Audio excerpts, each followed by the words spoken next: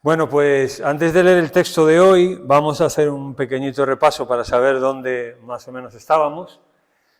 Como estamos viendo el libro de Santiago con este título, si no lo veo, no lo creo, en el sentido de que Santiago es una carta práctica y de que él lo que nos dice de una forma, como digo, muy sencilla, muy práctica, muy directo, es ciertas cosas en la vida cristiana que se tienen que ver, ¿no? Dijimos, ¿no?, que el Santiago posiblemente es un comentario ampliado de lo que es Mateo 5, 6 y 7, el Sermón del Monte.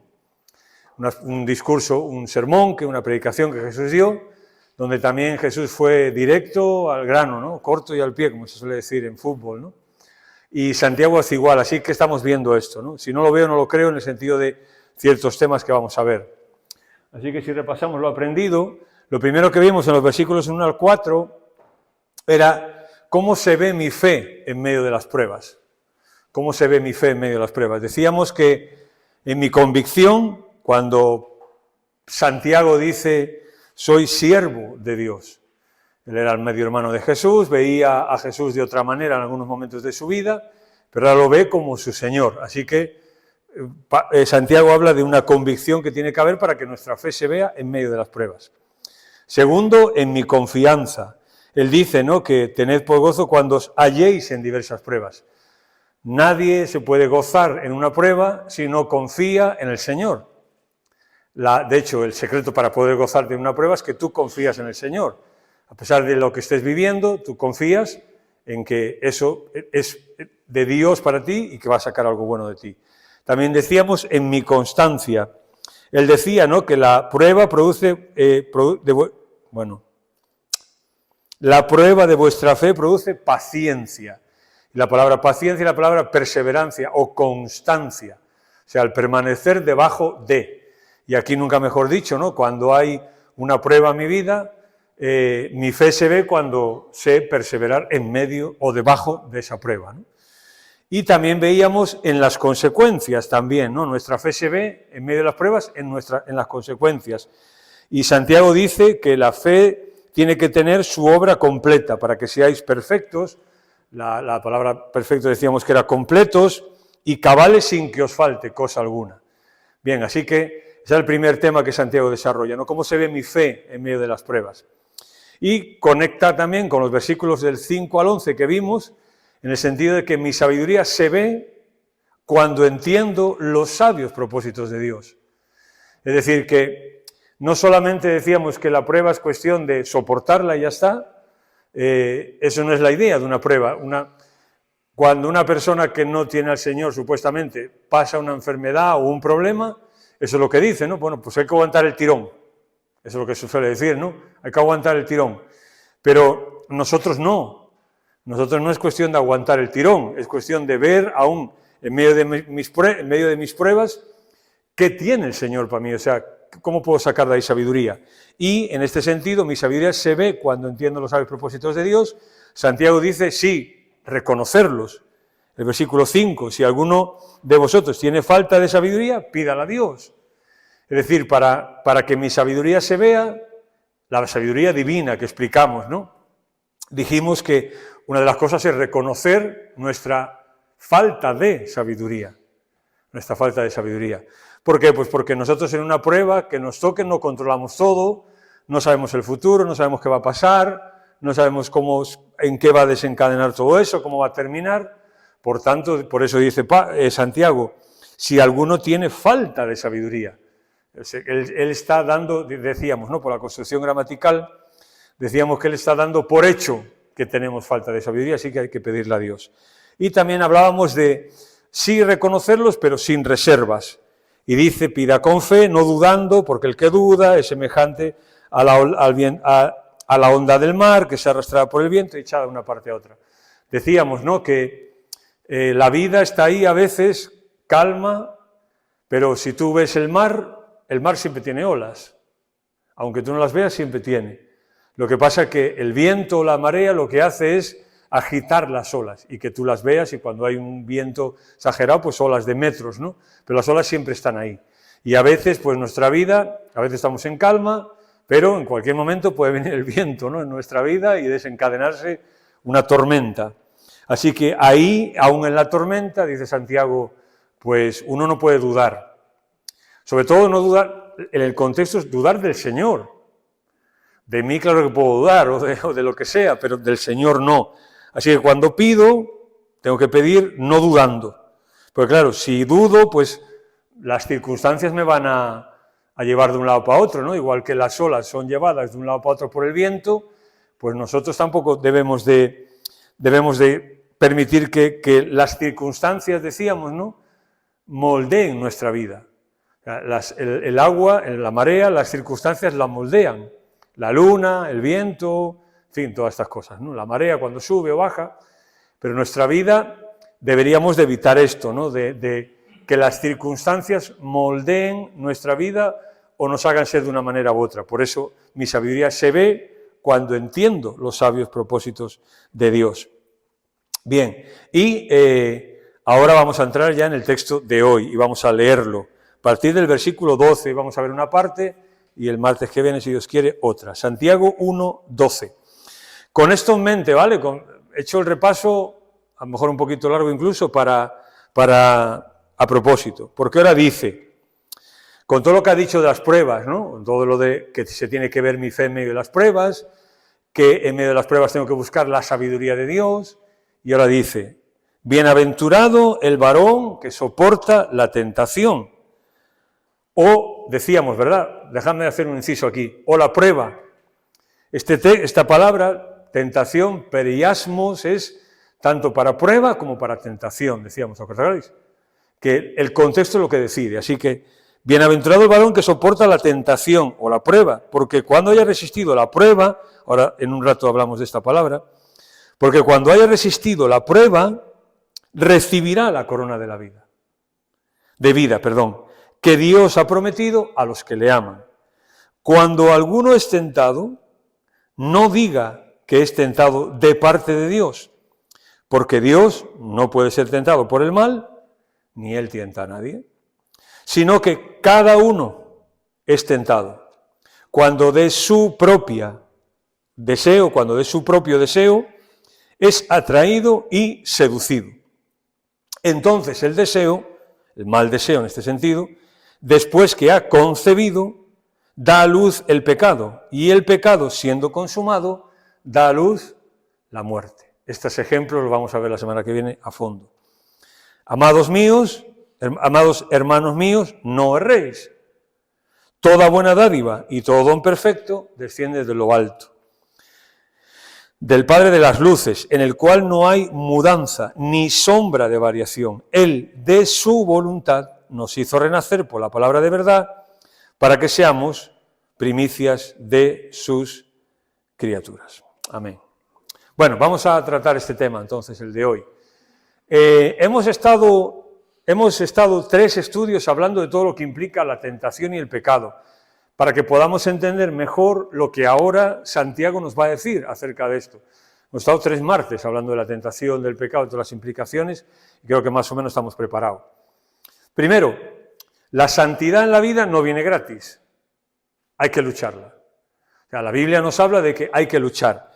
Y el concepto bíblico, un concepto bíblico quiero explicar antes de empezar con Santiago 1 al 12. Quiero que leamos algunos versículos, ya que tenéis la Biblia abierta. Por ejemplo, que dice Pablo a los Gálatas. Pablo a los Gálatas, el capítulo 5, los versículos 16 y 17. Gálatas 5.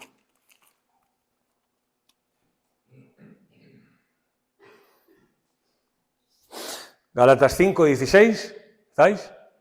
Dice ahí, digo pues, andad en el Espíritu. La Reina Valera dice, no satisfagáis los deseos de la carne. Eso es un subjuntivo futuro.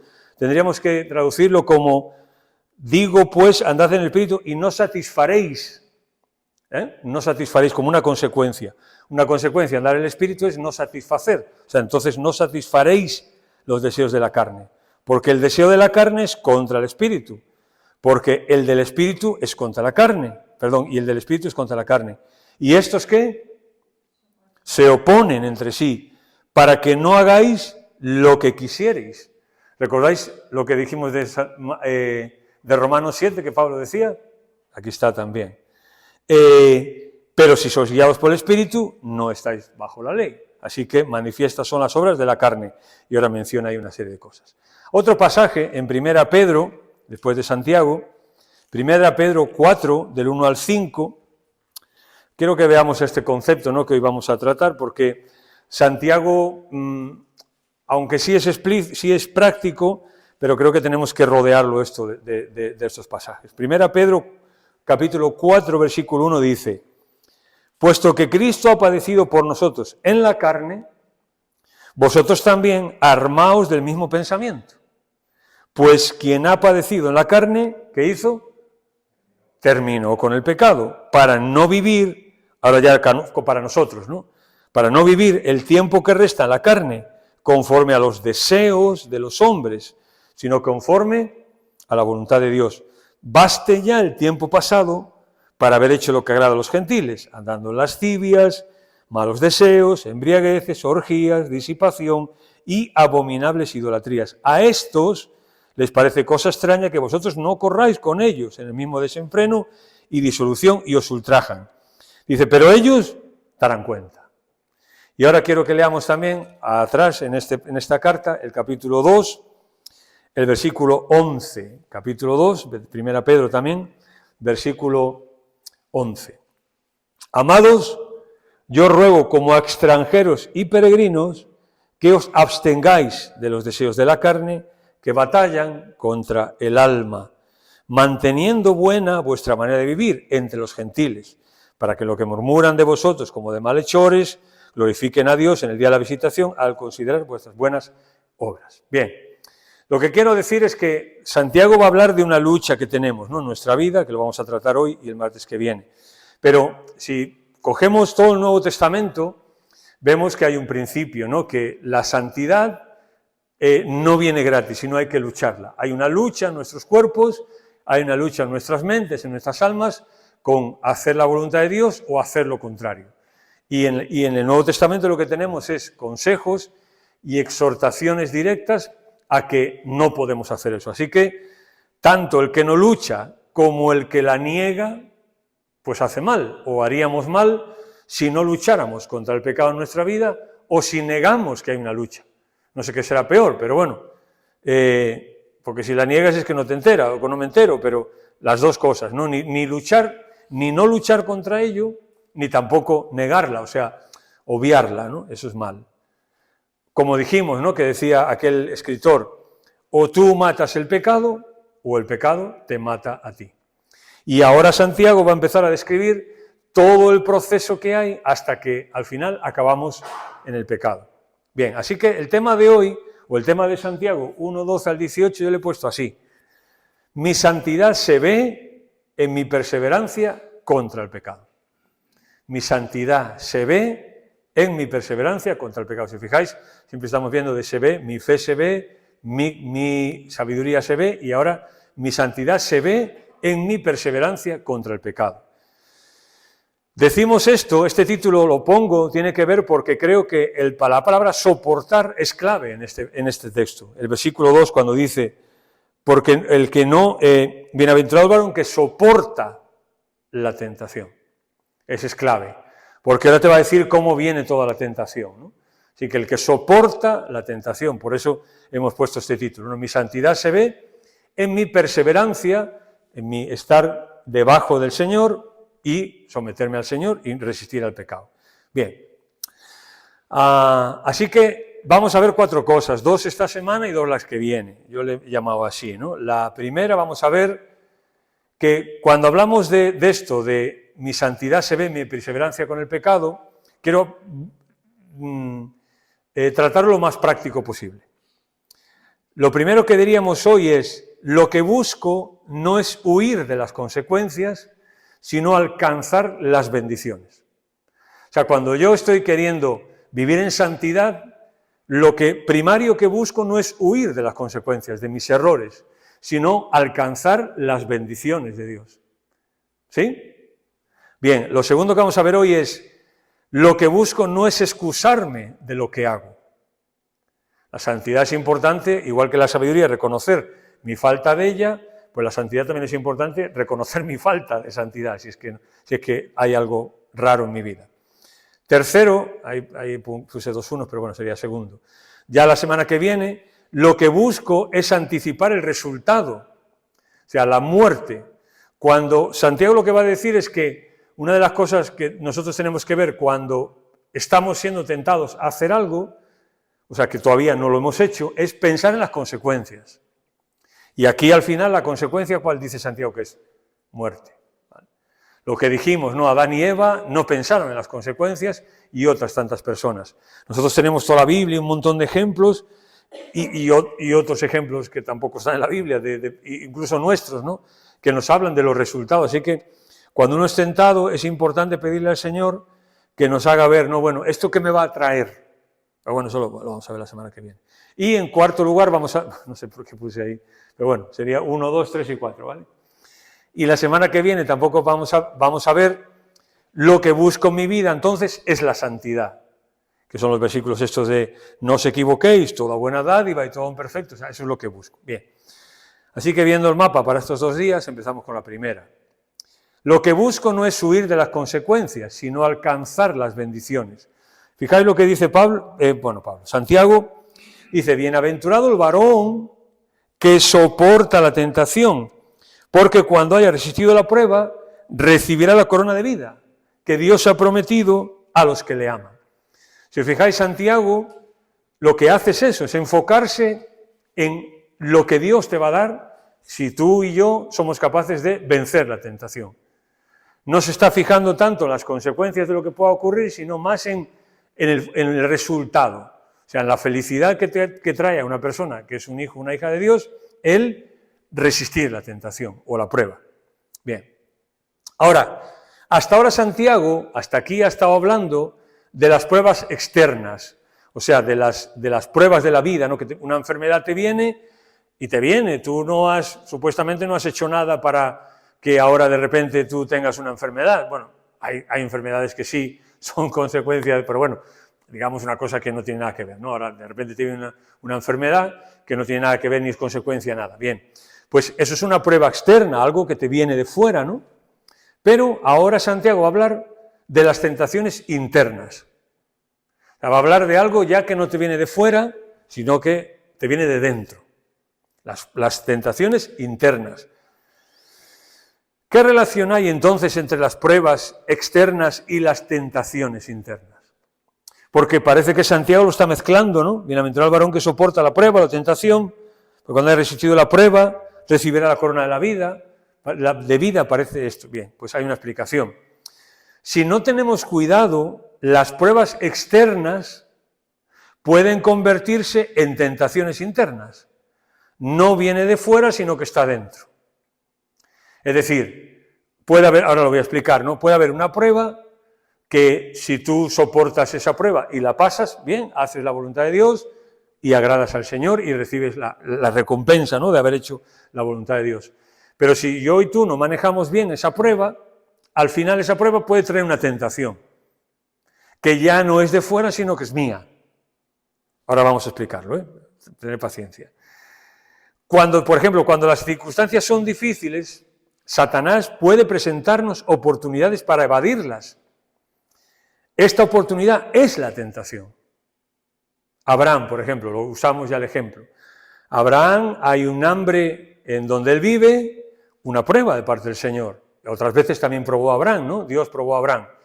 Y Abraham, ante esa circunstancia difícil, pues Satanás y él mismo también intentó evadir esa prueba.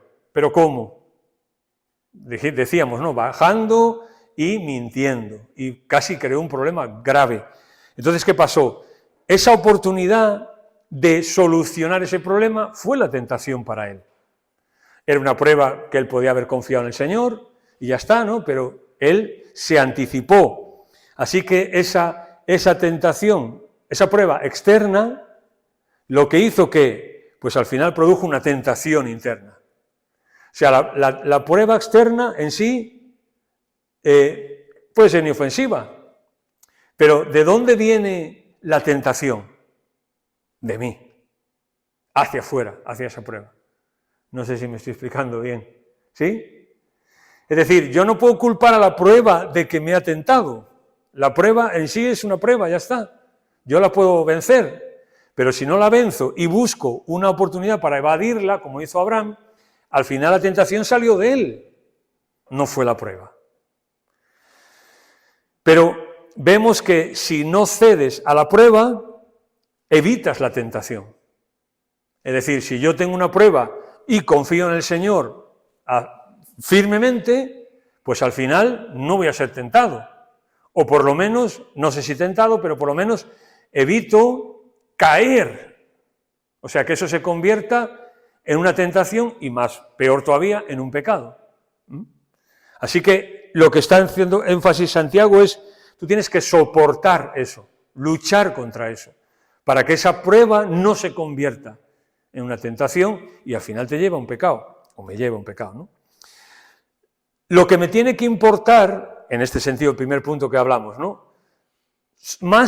Lo que me tiene que importar más no son las consecuencias, sino la promesa del Señor. O sea, ¿qué me tiene que motivar a mí en una prueba obedecer al Señor?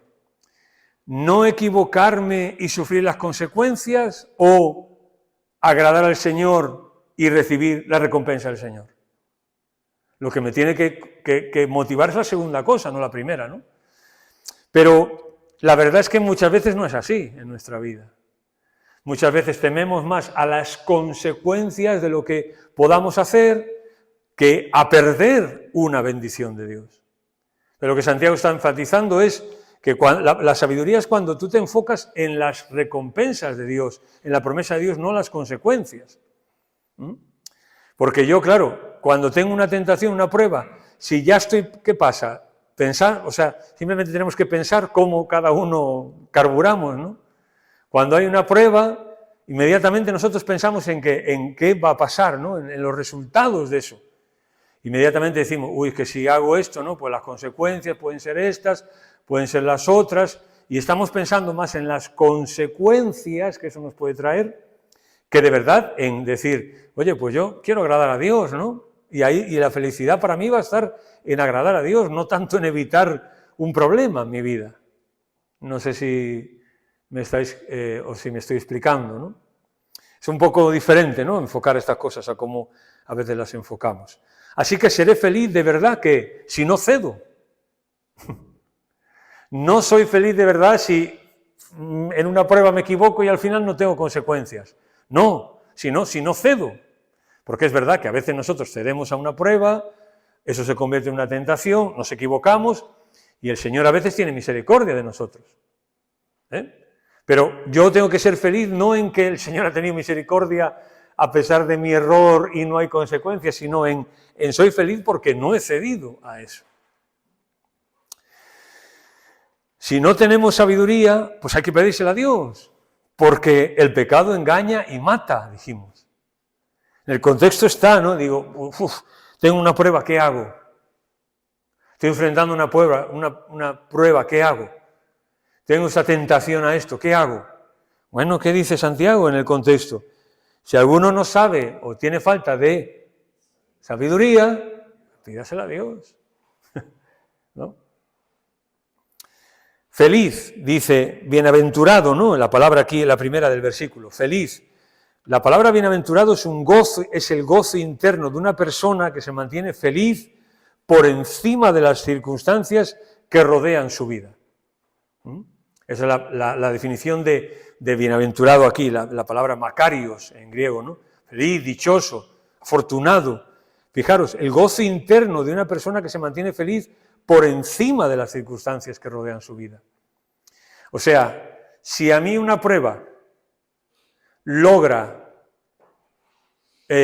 ¿cómo diría yo?,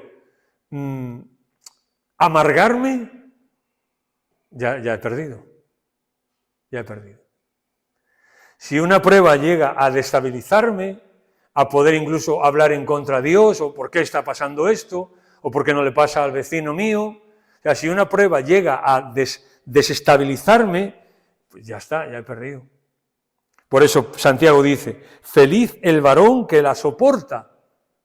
¿Por qué? Pues porque él va a recibir la promesa de parte de Dios.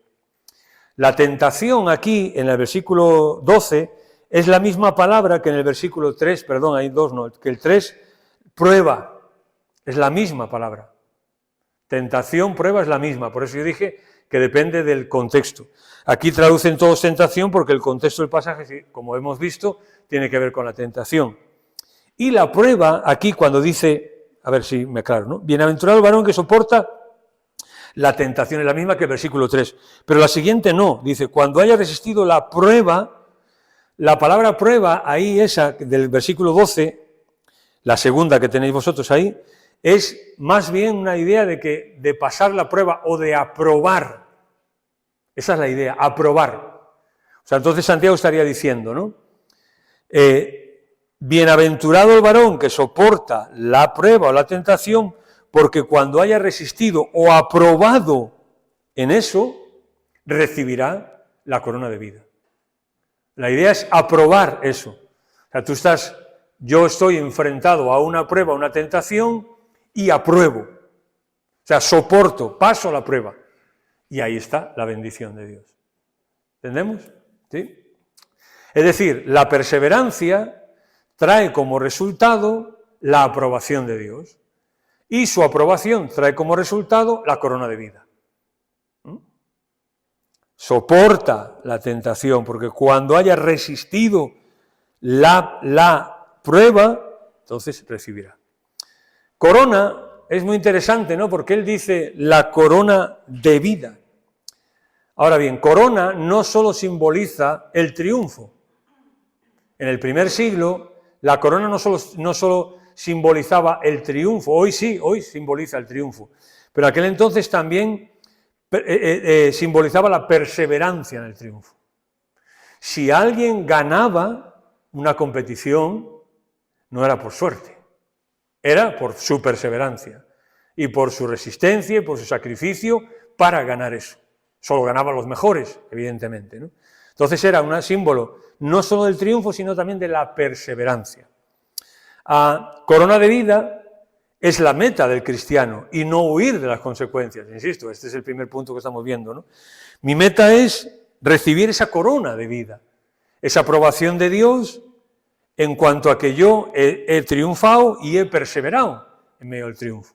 Esa es mi meta, ¿no? Un escritor del siglo XIX, Gardner Spring, dijo, si alguien en su presunto amor a Dios no tiene como interés final otra cosa que no sea su propia felicidad, ni se deleita en Dios por lo que Él es para él, en tal sentimiento no hay virtud moral. O sea, es lo que estamos diciendo, ¿no? en este versículo. Si mi fin máximo cuando estoy enfrentado a una tentación, una prueba en la vida, no es agradarle a Él y buscar la felicidad de Dios y el agrado de Dios, no hay virtud moral ninguna. O sea, si yo en mi tentación y mi prueba estoy pensando en mí solo, no hay virtud moral en eso. No hay. Porque entonces estoy pensando en mí solo. Y en qué me agrada a mí, en qué me gusta a mí, en qué circunstancias o consecuencias, o de qué me voy a librar. Por eso dice este hombre, no hay virtud moral en eso. ¿Qué virtud moral? Porque entonces al final lo que estamos demostrando es que lo que queremos es huir de las consecuencias, huir de lo que esa prueba puede traerme. Pero cuando yo busco como interés final la propia felicidad de Dios y agradarle a Él y deleitarme en Él por lo que Él es para mí, ahí sí hay virtud. Ahí sí hay virtud. Otra traducción de este versículo 12 es así, mirad, que la encontré. Feliz el que se enfrenta con la prueba con firme constancia, porque cuando haya dado muestra de su auténtica valía, recibirá la corona de vida que Dios ha prometido a los que le aman. Y si os fijáis, las palabras finales de este versículo, ha prometido a los que le aman. A los que le aman. La corona de vida no viene cuando yo me amo a mí mismo, sino cuando yo amo al Señor por encima de todas las cosas. Si enfrentamos la prueba con fidelidad, estamos en esta vida, demostramos auténtica fe. Y en la venidera recibiremos la corona de la vida. O sea, que es la vida misma en sí. Así que es doble recompensa. Por un lado, demostramos nuestra auténtica fe y por otro lado, en la vida venidera recibiremos la recompensa de parte de Dios. La corona, en el primer siglo, cuando Santiago escribe, se usaba para 4 cosas, básicamente. Se usaba para 4 cosas. Por ejemplo, se usaba una corona de flores que se usaba en los días alegres, como bodas, fiestas, así, se usaba una corona de flores que se daba a la persona en sí, a los novios o al que se le celebraba algo. También había otro uso, que era la corona, era signo de realeza, era para los reyes que cuando eran coronados, ¿no?, llevaban su corona. También un tercero era la corona de Israel, que es la que menciona también Pablo, tenía que ver con el premio al vencedor o el premio del vencedor. En los Juegos era el más codiciado por los atletas, aquellos Juegos Olímpicos que había, eso era lo máximo haber ganado allí, ¿no? Y un cuarto uso era la corona como emblema de honor y dignidad. La corona como un emblema de honor y dignidad. Ahora, estos 4 usos, mirad, no tenemos por qué escoger uno de ellos. No tenemos por qué escoger uno de ellos. Porque si pensamos, por ejemplo, el primer uso, el cristiano tiene una felicidad que nadie más tiene. El cristiano tiene una felicidad que nadie más tiene. Tiene el gozo del Señor. Tiene el gozo de la salvación. Y esa felicidad o ese gozo no lo tiene nadie más. También la vida para un cristiano es como estar siempre de fiesta. O debería ser como estar siempre de fiesta. Porque cada día tenemos un motivo, un millón de motivos para poder estar alegres, para poder estar gozosos, aún en medio de nuestra prueba, aún en medio de nuestras circunstancias, ¿no? Si yo estoy siendo probado en una cosa, vale, pues sí, está bien, me voy a quejar en eso. Pero si me puedo quejar un día en una cosa, a lo mejor tengo 999 motivos para estar alegre. También nosotros como cristianos participamos de una realeza que nadie más conoce. Porque aunque sea humilde el cristiano aquí en la tierra, es un hijo de Dios. O sea, ese es un título que tenemos de realeza, nadie más tiene eso. Somos hijos de Dios y vamos a participar de su reino y vamos a reinar con Él. O sea, imagínate, ni siquiera sabemos eso cómo será. También el cristiano tiene una victoria que otros no pueden ganar, porque enfrenta la vida, porque se enfrenta con la vida con el poder de Jesucristo. O sea, yo puedo, en medio de las pruebas, vencer.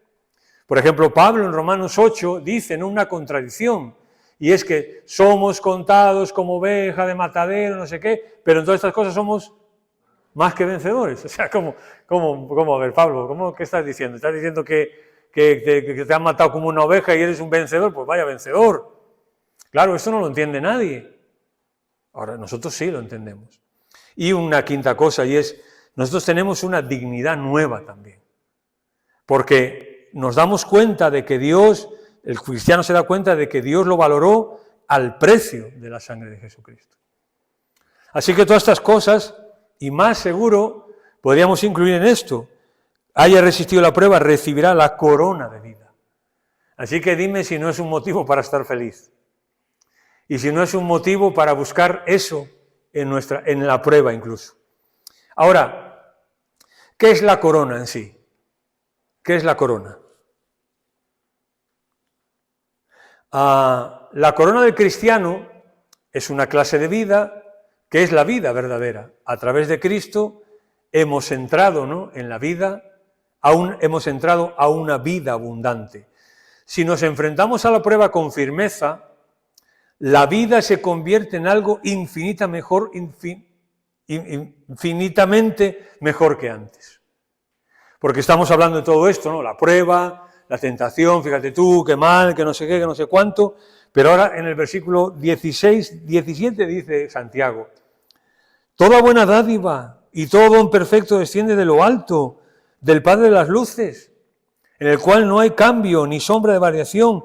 Él de su voluntad nos hizo renacer por la palabra de verdad, para que seamos sus criaturas. O sea, ¿hay algo infinita, o sea, hay algo mejor que esto? ¿Hay alguien que pueda disfrutar algo más de las dádivas, los regalos que vienen de Dios para una persona? ¿O de que Él nos hizo renacer por la palabra de verdad? Que yo sé que cuando tenga que dejar este mundo me voy con el Señor. La vida del cristiano es infinitamente mejor que cualquier otra vida, cualquier otro tipo de vida. La lucha es el camino a la gloria y la misma lucha es ya la gloria. Es decir, la recompensa es la misma perseverancia.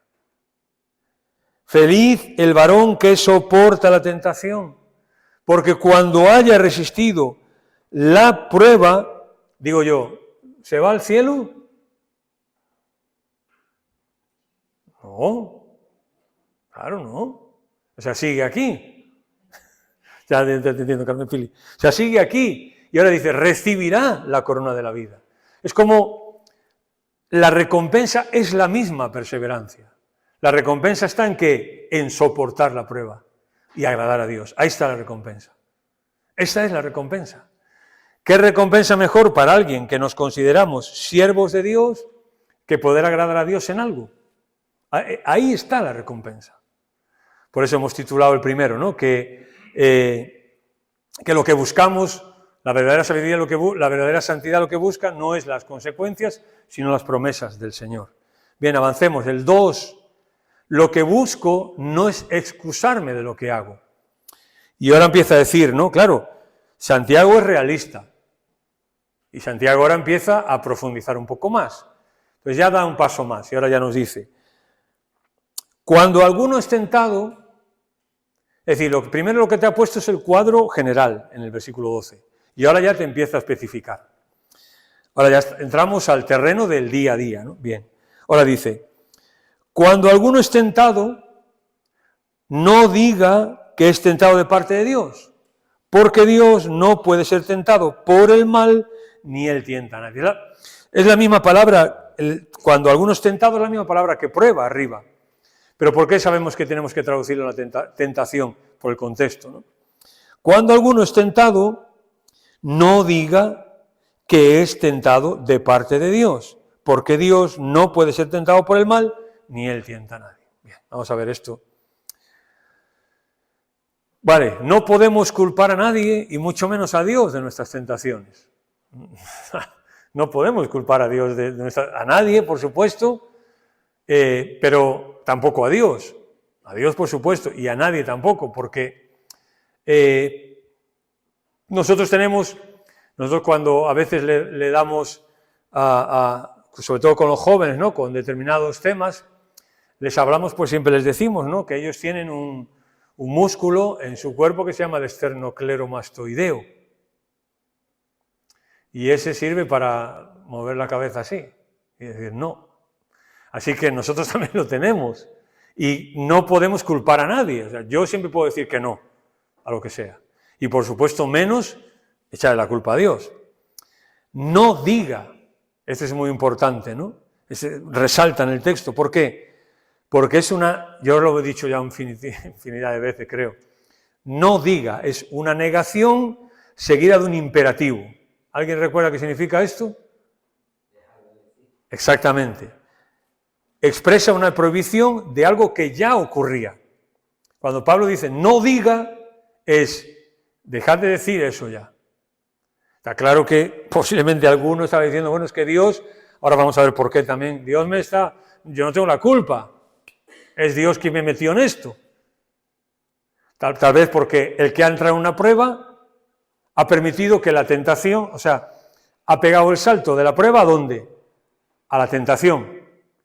Y ahora, como Dios lo ha metido en esa prueba, pues como Dios me metió en esa prueba, en esta tentación, es Dios el que me ha metido aquí.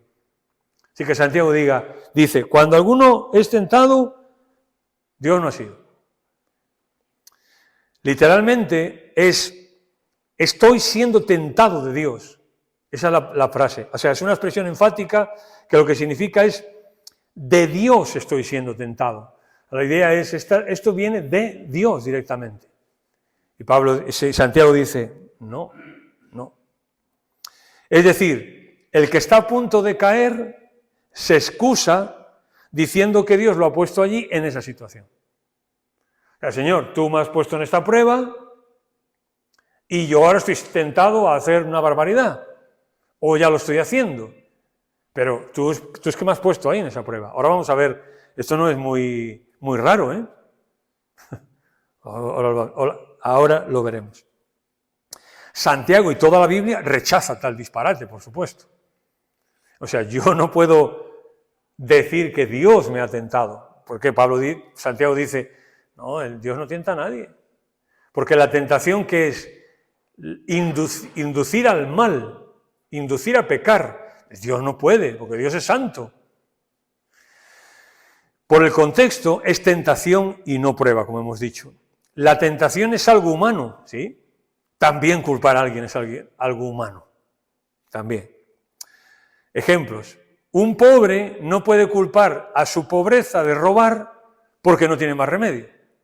Por ejemplo. Es decir, yo, como soy pobre y no tengo más remedio, pues entonces tengo que robar. Una especie de Robin Hood, ¿no? No. Bueno, Robin Hood no robaba para él, no robaba para los pobres. Bueno, entonces, olvidar. Un pobre, si la pobreza no es excusa para robar, o sea, no tengo más remedio que robar, no. O, por ejemplo, alguien que puede culpar a sus problemas y a presiones que empujan a beber. Por ejemplo, hay personas que cuando tienen un problema beben, ¿no? Para olvidar. Pues como tengo estos problemas, esto me empuja. Tampoco. Esto también excluye la idea de que el diablo me obligó a hacerlo. Esto también es muy común, ¿no? Es que el diablo me obligó. Es que el diablo me tentó. Es que el diablo me puso aquí. Es que el diablo... lo vamos a ver la semana que viene también. En este pasaje tan importante acerca de la tentación y de la posibilidad de pecar, Satanás no lo busques porque no aparece aquí. Curioso, ¿no? Ya lo hemos dicho, ¿no? Curioso que en el pasaje más claro del Nuevo Testamento y posiblemente de la Biblia, de cómo funciona el proceso de la tentación hasta llegar al pecado, Santiago no menciona a Satanás para nada. Así que tampoco podemos decir, el diablo me obligó a hacerlo. No puede obligarnos. Ahora hay una cosa muy interesante, ¿no? Cuando dice, no diga que es de parte de Dios, ¿no? Y ahí hay una preposición, que es apo o apó, que se traduce de, o sea, está bien traducido, no diga que es tentado de parte, esa preposición de, está bien traducido, pero en sí la preposición lleva la idea de lejanía o distancia. Lleva la idea de lejanía o distancia. Entonces, ¿qué querrá decir? Bueno, lo que Santiago estaría diciendo es que Dios no es ni siquiera responsable indirecto de la tentación. O sea, ni siquiera indirecto, ya no directo, sino indirecto tampoco. Eso no viene de Dios, no viene de Dios. Bien. No, él no es de ninguna manera y en ningún grado responsable directa o indirectamente de que seamos tentados. Él sí puede ser responsable directa o indirectamente de que seamos probados, pero no tentados. A la diferencia, ¿no? Así que no diga a esa persona que eso viene de Dios. La prueba es una cosa y la tentación es otra. En la prueba no viene la tentación incluida, no es un paquete que viene 2 por 1, prueba y tentación. No, viene solo prueba. Ahora, soy yo el que tengo que soportar esa prueba y al final agradar a Dios. Ahora, ¿por qué Dios te mete o me mete en una prueba? Bueno, eso pregúntaselo a Él. Yo ya no te puedo contestar eso. Eso cada uno preguntémoselo a Él, ¿no? La insensatez, dice Proverbios 19:3. La insensatez del hombre tuerce su camino. Y luego, contra Jehová se irrita su corazón. Claro, si es viejo, ¿no? Ya Salomón lo dice en Proverbios. O sea que la insensatez del hombre es lo que al final le causa esto. Pero contra Jehová irrita su corazón. Me metí en esto, pero Dios tiene la culpa. Tentado. Cuando dice aquí, cuando alguno es tentado, no diga que es tentado de parte de Dios, porque Dios no puede ser tentado. La palabra tentado ahí es la palabra apeirastos, es sin, ¿no? La idea es sin la capacidad para la tentación. En la naturaleza de Dios no puede ir tentarte a algo, no puede ir. No, es imposible. Es imposible que Dios te tiente. Si no, Dios, entonces tendría un problema de ¿cómo se dice estas personas que, no me sale la palabra ahora, que tienen dos, exactamente, sería bipolar Dios, ¿no? Por un lado me habla de que cuidado con la tentación y por otra me mete en la tentación. No, es una incongruencia total, ¿no? Bien, avanzamos rápido. Dios puede permitir las pruebas en las que pueden ocurrir tentaciones, no pecados. Es decir, Dios puede permitir la prueba y en esa prueba puede ocurrir una tentación, porque la tentación está en nosotros. No, lo que dijimos antes, no está en la prueba en sí, sino ya la tentación viene de dentro mía, hacia afuera. Así que eso puede ser una prueba que Dios permita, donde sí pueden ocurrir tentaciones. Pero las tentaciones no tienen que ver con Dios, tienen que ver conmigo. No, la prueba no es para que pequemos, sino para conducirnos a una mayor perseverancia. ¿Recordáis lo que dice en el 2? Hermanos míos, tened por sumo gozo cuando os halléis en diversas pruebas, sabiendo que la prueba de vuestra fe produce paciencia, mas tenga la paciencia su obra completa, para que seáis perfectos, cabales, sin que os falte cosa alguna. ¿Menciona ahí la tentación? No aparece la palabra tentación. Así que la prueba no viene para que pequemos, sino para conducirnos a una mayor perseverancia y a un mayor fruto en nuestra vida. Había una idea judía en el primer siglo y antes también que es muy curiosa en cuanto a esto. Posiblemente Santiago, algunos comentaristas enfatizan que probablemente Santiago está contrastando esto o combatiendo esta idea judía. La idea judía era la siguiente. Ellos creían en una división interior entre dos fuerzas que tiran en sentidos opuestos. Hay una parte de ti que tira hacia un lado y otra hacia otro, ¿no? Imagínate dos personas con una cuerda, ¿no? A ver quién... Eso es un juego que hay, ¿no? Bueno, pues ellos tenían esta idea, ¿no? Y ellos le llamaban la doctrina de las dos tendencias, decían ellos. La doctrina de las dos tendencias. Y era la tendencia al bien y la tendencia al mal. Bien. ¿Qué peligro tiene esto? Bueno, eso era solo una manera de plantear el problema, no de resolverlo. O sea, solo planteaban un problema, pero no lo resolvían. ¿No hacemos nosotros lo mismo hoy a veces? Que tenemos no, es que una parte de mí tira bien y otra al mal. Es que un pie a veces me empuja para un lado y otro para otro. Es que a veces yo mismo lo hago, ¿no? O sea, yo creo que todos lo hacemos, ¿no? Pero eso no soluciona nada. Es simplemente plantear un problema que hay. Pero un problema, no, o sea, como dice Juan a veces, no, un problema no, una solución, ¿no? Ellos decían que como Dios creó todo, pues también de alguna manera había creado una tendencia hacia el mal. No, o sea, no, porque con eso ¿qué hacemos? Así, en última instancia, yo no soy el responsable, porque como Dios me puso en mí esa tendencia al mal, pues si yo al final acabo pum para allá, pues yo no tengo la culpa, o al menos no tengo toda la culpa, es que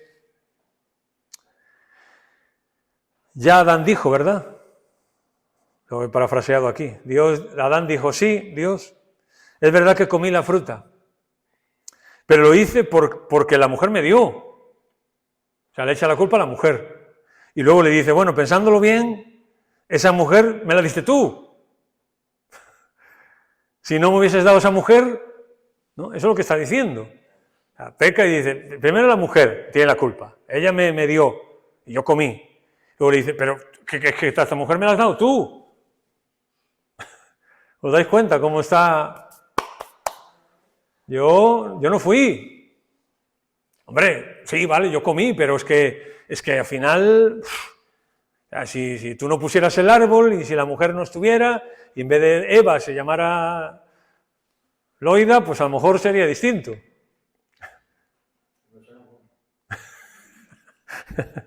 Bien, hermanos, es que es así. O sea, en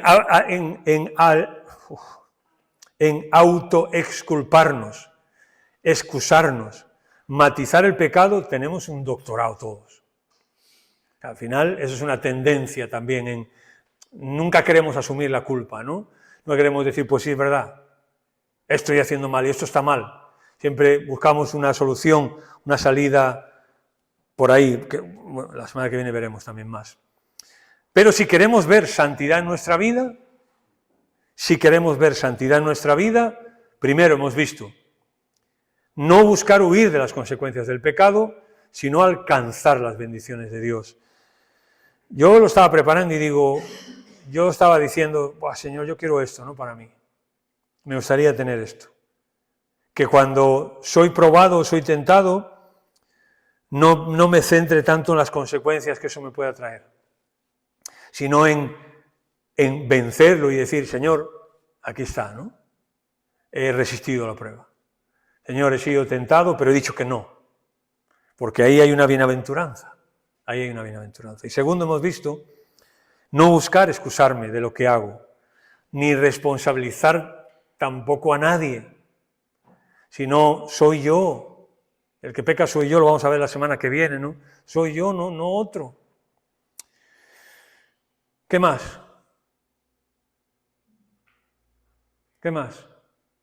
Pues próximamente solo en Sion.